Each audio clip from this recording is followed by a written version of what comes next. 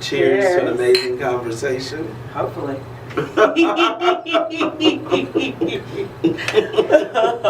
Hey everybody, it's Q Jackson, host of BLK Talk. Today I'm back with another amazing guest and another amazing conversation. As you can see right here, this beautiful bottle of Edmonds Honor is here. But the real treat is the lady behind Edmonds Honor. Okay, Tracie Franklin, aka Spirited Tracie. First of all, I'd like to thank you so much because I know you've been very busy. Like, you guys are out here doing so much with the brand. Yes. And I thank you for making time to make this happen. Absolutely, my pleasure. Of course I wanted to talk with you after I met you at the launch. I was like, we're going to do this. Yes. And thank you for staying on me. It's sometimes hard, right? You have priorities, but things get shifted as you get more and more emails. So you stay on top of it. Yeah. So I'm here. I'm really glad. We have launched here in Atlanta back in October 2024. And it's doing so well. Actually today, I went to a liquor store, didn't, just normal, picked up 2 bottles. I put them down on the register, and she goes, oh. And I was like, what's wrong? Like, I was about to be mortified. And she goes, I love this brand. Oh, wow. And I was like, I made it. And wow. she started freaking out. Did she we took believe pictures together. And like, when you say things like that, like, people don't often believe that. 100%. So I do actually have, like, on my phone, it goes to the picture, like, pretty quickly, like, no, this is literally my bottle. Okay. I did that. But I think people are actually a little more open to it now than they would have been before. There's so many different styles of spirits and so many different makers out there now. Yeah. It's not shocking or surprising to see a woman, to see people of color, to see, and everybody's got a brand now, so I don't know. But then, though, to see something that has come on the scene and taken over as quickly as it has, like, when I went to the event, now picture it, Atlanta 2025, a friend of mine invited me out to an event, and I said, okay, I want to see what's going on. I'm always interested in seeing what's out there. And as of lately, I've been getting into bourbon. I love it. I was a vodka guy, then I was a tequila guy, then, as I'm approaching 40, I'm trying to grow up a little bit, and I want that to be represented in what I drink. Yes. So I went to the event, and when I tell you, your personality shined just as bright as this beautiful bottle and that amazing space that you guys use. Oh my gosh, it was stunning. The rooftop at the 4th, right? It was amazing. It was wonderful, and they took such great care of us. The cocktails were perfectly crafted. Yes. We had beautiful floral arrangement. It was really a beautiful evening. The DJ was spit like hot. We were dancing, we were moving. Yes, it was amazing. Now the only thing that I would say is, like, it should have been longer. Like, I wish it could have been longer. I was so sad when the event ended, but I felt like I left with a new appreciation for Edmonds Honor. Yes. Because not only did it taste good, the way that you told the story. What story? What are you talking about? Like, you had me all in. I'm like, who is this lady and what is this liquor? And by the end of the night, like, I was in. Yes. So, okay, for people who may be unfamiliar with Edmonds Honor, there's a whole story behind the name. And that is why I feel so incredibly lucky to be a part of this project. So, Edmond Albius. Edmond Albius was a young botanist who lived on Île de Bourbon, which is the island of bourbon. I love how you said that. Right? Île de Bourbon. It's because I love it. It probably is done completely incorrectly, but it's still the way I like to say it. It's French. It sounds like French, right? It sounds, the accent sounds right. It does. So he was young botanist and living on this island, and was learning how to pollinate all different flowers and keep them growing and blah blah blah. So he finds this orchid. It's a small white orchid that grows up the spine, and it never seems to pollinate. It flowers for 24 hours and then it falls off and dies. So after seeing this for a couple of seasons, he actually starts playing with this plant and figures out how to pollinate it. He uses a similar technique that he uses when he's hand pollinating melons. Now, after this is discovered, this plant, which he pollinated, actually creates a vanilla bean. Now, this was a vanilla orchid. Now, did you even know that vanilla started as an orchid? Did you know that? Never. Right? Never. I always thought it was the bean that you Yeah. split in half. Right. And yeah, that was it. Right, so that's for the first fact, like I love for everybody to know, vanilla starts as an orchid. It then turns into the pod that we all know, which it actually looks like a green bean first, and then it's cured, it turns dark. But, so this plant starts creating these beans, and the person who owns him comes in and is like, how did you do this?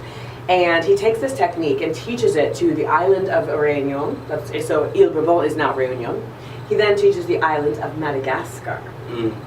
So in 1841, Madagascar, 50 years later, becomes the #1 market for vanilla in the entirety of the world, and it still is today. Yes. Now, this technique was created back in 1840, and Edmond created it, and people had been trying, though, to pollinate this orchid for almost 250 years. So Cortez had taken the vanilla vine out of Mexico and to Europe. And everyone was freaking out just because he also brought the vanilla bean, so everybody now fell in love with vanilla.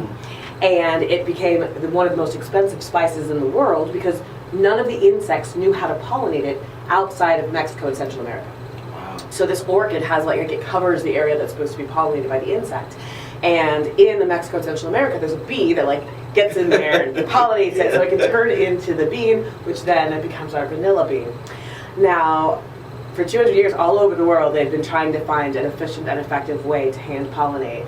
And it wasn't until Edmond Albius, this young botanist, enslaved, figured this out, and now we have vanilla all over the world. And you didn't know his name, right? Vanilla is one of the #1 flavors in the entirety of the world, and none of us knew this story. So you've told us so much about the brand and about Edmond. Tell us about Tracie. Before the spirited Tracie, who is she? Not even before the spirited Tracie. Spirited Tracie's been around for a long time. That's what a lot of people don't realize. So I actually was a theater performer, and I loved it more than anything. So I toured the world singing and dancing. I did first cruise ship, then I got a tour that traveled all over the world singing in 9 languages, which was super fun. Then went to New York, and that's kind of when I realized that I could drink whiskey and still sing in the morning. So that's why whiskey became my obsession, because I had auditions and I had other things, So in New York, I had access to a lot of education. So ambassadors, blenders, distillers would come through, and the salespeople knew Tracie loves whiskey, make sure she gets access. So then when I actually took a little bit of a break from theater and moved down to Florida, my whiskey knowledge became a real asset. And I worked at a bar that had 400 whiskeys behind me. It was incredible. I got to lay out all sorts of educational opportunities for people when they came to the bar, different flights, and that platform became really big for me. And the brand manager for Glenfiddich actually sat at my bar one day. I didn't know. We were just talking. We talked about Glenfiddich, and he asked for my resume at the end. And I think, please send this over. I did, and within a few months, I was working for Glenfiddich. So I became the East Coast Glenfiddich ambassador, and no one had seen someone like me, right? I'm walking into a room and saying, I am the living embodiment for Glenfiddich Scotch in America. Wow. This black woman. And at that time, I was thin, I was cute. And she's still thin. But what's interesting is I was so self-conscious that people wouldn't take me seriously that I wiped my theater career from the internet. Wow. So that when people went on, they wouldn't find me just singing on stage, thinking that whiskey was just a performance, right? I'm very passionate about whiskey. I'm very passionate about flavor. So I have done all the things. I've done all the studying. I love what I do. And so with Glenfiddich, I had the opportunity to go to Scotland a lot and work in the lab and work with the distillers and the blenders. And it was amazing. It was my favorite part of going over to Scotland. So then when COVID hit, I had the opportunity to do something different. Fawn Weaver reached out and got my resumes to submit me for the Nearest and Jack Advancement Initiative. I was hired along with Byron Copeland to spend 2 years just learning and basically creating a real accelerated path to my next role, which I wanted to be a master distiller. And so for 2 years I traveled all over the United States. I asked anybody who had a distillery if I could come and visit and work there and learn from them. And the whiskey industry is so giving because they all said yes. I went to so many different distilleries and spent my time, and people really, really poured their knowledge into me. Whether it was in a positive way, of like these were things that we found success with, or whether it was a failure. And just a warning of, hey, maybe think about this before you go into this sort of thing. So these people had all poured into me, and I was at the end of my program. I got my diploma in distillation from the Institute of Brewing and Distilling. That was 3 years. I did all sorts of certifications, conferences, classes, everything I could to learn. And I wanted to then use this knowledge and experience for good, and all I was getting was offers from, they were amazing offers. I don't want to diminish that. They were amazing offers, but I felt in my heart I couldn't take all of this knowledge that I gained from these people who really believed that I was going to go on and do something different. I couldn't take that knowledge and then just give it to one brand. Yeah. And the offers that were coming through all had stipulations that Spirited Tracie really couldn't exist in the form that it did, because I couldn't talk about other whiskey brands. I couldn't teach about other whiskey brands. I could only focus on this one brand, right? I just couldn't. So I had a contract in front of me. I had told them yes. I felt so bad. I didn't realize how much my gut was going to step in. But the second that kind of cease and desist was on, I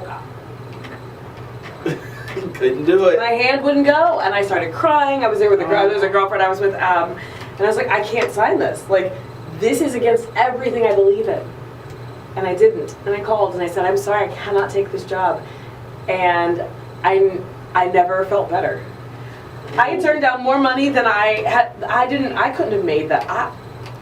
But I knew I was doing what was right. You hadn't made that yet. Yes. But you could. See, intuition, the universe, whatever it is, it's just so amazing when signs like that keep tugging at you, and you don't know what's next. You don't know what door you're going to open. You don't know what's going to happen when you wake up, but something tells you to do it, and because of that, I'm here with this because I created my Gut Spirit Consulting. Pronghorn comes calling saying, hey, we want to make a vanilla whiskey. We hear that you're a great flavor tastemaker, blender, and we'd love to bring you in on this project.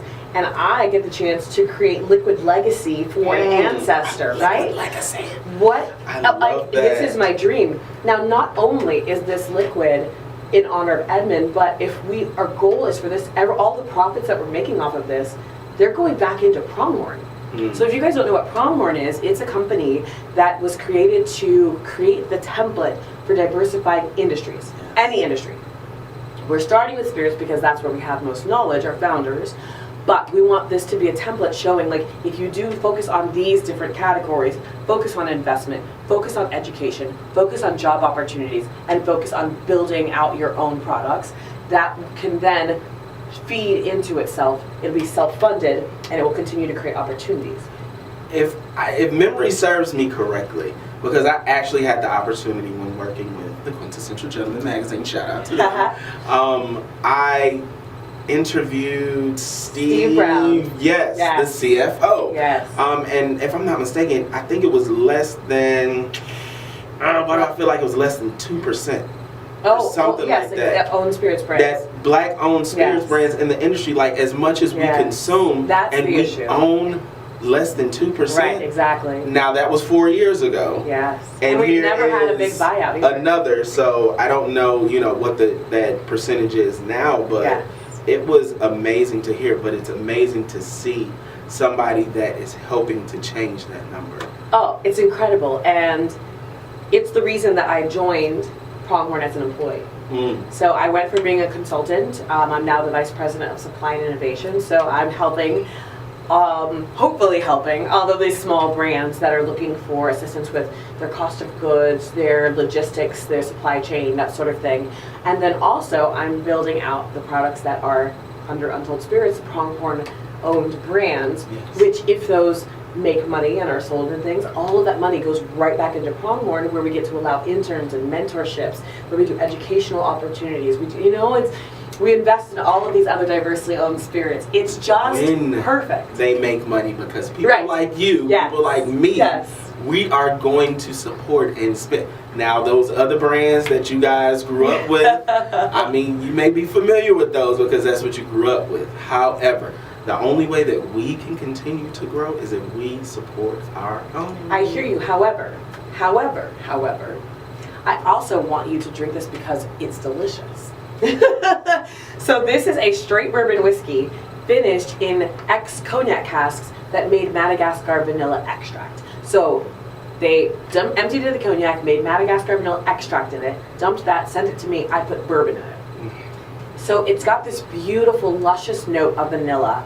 I'm adding just a hint of Madagascar and Tahitian vanilla to add this beautiful floral note, really lighten it up. And I really think I've created something that doesn't exist. Yeah. Right? Because it doesn't taste like a regular flavored whiskey. It's not a straight bourbon, but it is this just like gently enhanced, delicious whiskey. Now, I remember you saying that when you were enjoying your drinks, Yeah. you woke up the next morning and you were still able to perform. You were still able to function. Yes, that's how I fell in love with whiskey. Yes. Now, the crazy thing for me, when I went to the event, now I was like, whoa, what is going on here? We had a lot of cocktails, y'all. They were amazing, and I did not feel them responsibly till I got home. But I still was able to wake up the next morning with a smile. I was good. Because I feel like it was on a Thursday. It was. It was during the week, so I had to go to work the next day, and I was like, I like this. I like this. Yes. So, for all of the education that you have provided today, for all the work that you've done, cheers to you. Okay, and I am going to continue supporting this. Like, I know it is in many of the stores here in Atlanta. Yes, a lot of off-premise locations. What other stores? What other city locations? Yeah, so if you are in Georgia, New Jersey, New York Metro, Florida, California, Total Wine. Okay. Goodness gracious, I'm missing DC, Maryland, Virginia will be launching in October. Okay. But if you are in those locations, definitely ask your liquor store or even a restaurant. Ask if they can bring it in, because we have distribution in these areas. We have salespeople in these areas. So we'd really love to get a broader footprint so that you can find Edmonds Honor on more shelves, and so we can start to earn even more money to support diversity in spirits. Yes. Also, edmondshonor.com, we do deliver. Yes, and make sure, of course, you're following on social media. Yes, as well. Edmonds Honor Bourbon on Instagram. Like, I really appreciate this conversation. Like, although we are talking about the spirits industry, by hearing your story, hearing the story of Edmond, it is inspiring me. Good. Coming soon. There might be some things there might be a quintessential something. Who knows? I would love it. But I really appreciate you sharing your time, sharing your knowledge, sharing the information, and your enthusiasm. Like, if nothing else got me, it was that. Well, I mean, I get to tell his story. Yes. It's not Edmond, I get to tell his story. But his story is now your story, and in I'm an ancestor in training. And what I do hope is that the other part of your story, you start to bring it back. Like, we know you. I know you now for this. Yes. But that is still a part of your story. And that part of your story is going to inspire and encourage somebody else. Thank you. So I'm telling you, when I log on Instagram tomorrow, I want to see something, because I didn't know that part. But I appreciate you so very much. Thank you. Yes. It's been an absolute blessing. And I thank you for inviting me to talk about it. Yes.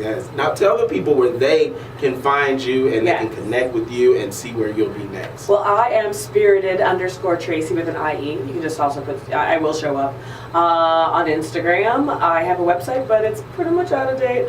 I will be at Tales of the Cocktail next week. I will be at Bourbon Women Symposium. I'm holding a class there. I will be back in Atlanta in October, and then I have some events coming up, a couple in September after I get back from Spain. Taking my mom on a little trip. But I will post on my Instagram whenever I have an event coming up, and you can also follow us on Edmonds Honor Bourbon. They'll let you know if they say that the Liquid Curator or Master Distiller or Master Blender, they like to use those titles. I came up with Liquid Curator. But if they say I'm in attendance, it's me. Yes. Thank you so much. Thank you. And thank you guys for tuning in. But before we end, make sure you find Edmonds Honor wherever you can. And when you do it, try, like, let us know. Please. Comment below the post, comment in the wherever you have to comment to let us know that you tried it. Okay, and you will not be disappointed. And we'll see you back here soon with another amazing conversation. Bye.